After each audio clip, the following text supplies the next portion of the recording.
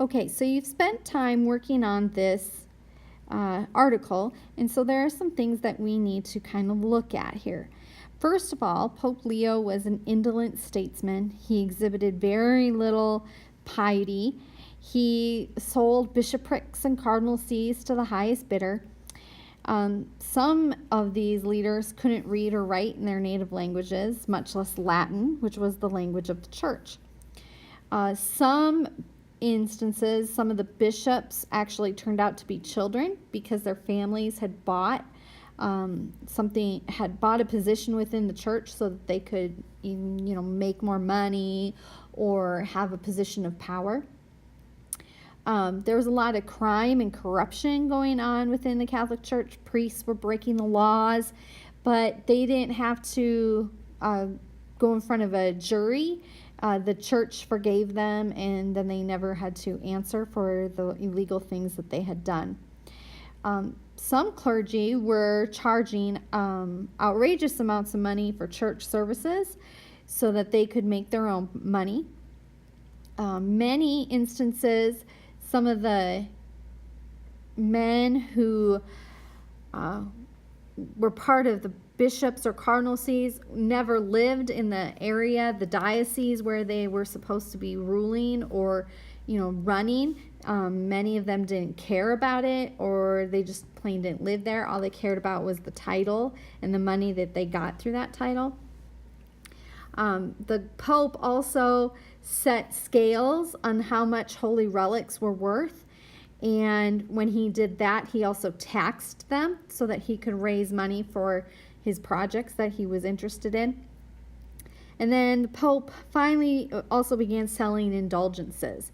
Indulgences is money that people paid to the church in order to be forgiven of their sins so that they would be able to go to heaven.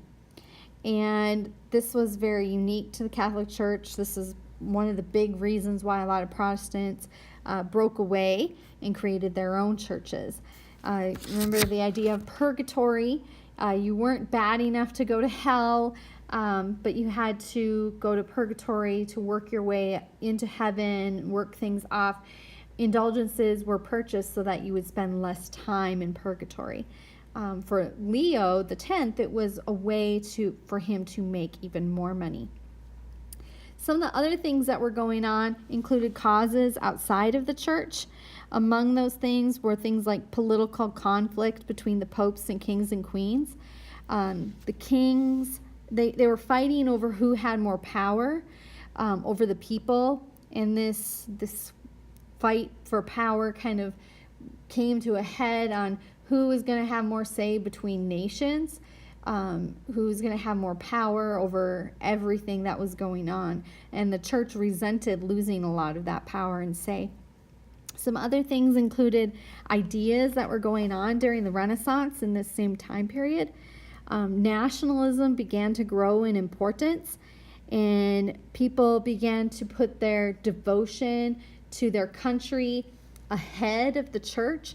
It's not to say that they abandoned Christianity. It's just that they felt that their country was more important than the church that they followed. They also had a problem with the expansion in science. The church had some very specific beliefs in how the world was created and how things were set up. For example, the church believed that the earth was the center of the universe and everything revolved around the earth, and that the earth did not move.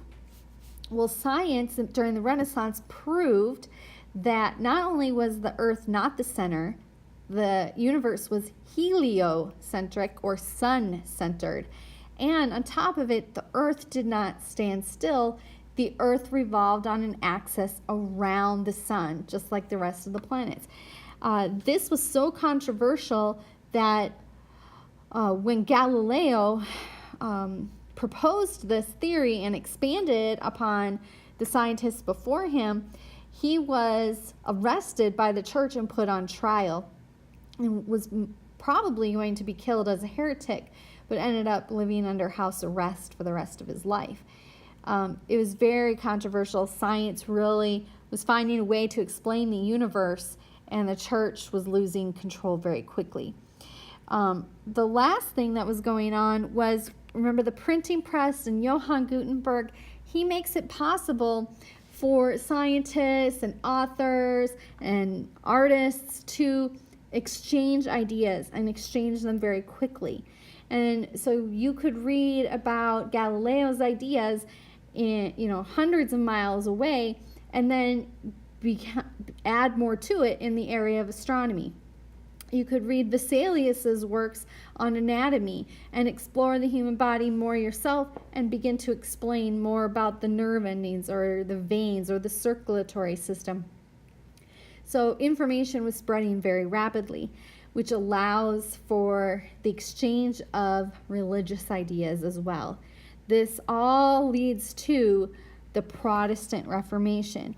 We have a group of reformers who begin to question the Catholic Church, starting with Martin Luther, and then continuing on from there, questioning the things that the Catholic Church was doing, interpreting the Bible for themselves. And eventually, people who were unhappy with the Catholic Church turned to these reformers and created new churches. Okay, so with your group, you're going to be exploring these new reformers that come along during the Protestant Reformation. I want you to look at what were their ideas specifically. What area of Europe were they located in, and what types of churches did they begin? Luther is famous for the Lutheran Church. Okay, what other churches did these reformers begin? I will see you tomorrow. Bye.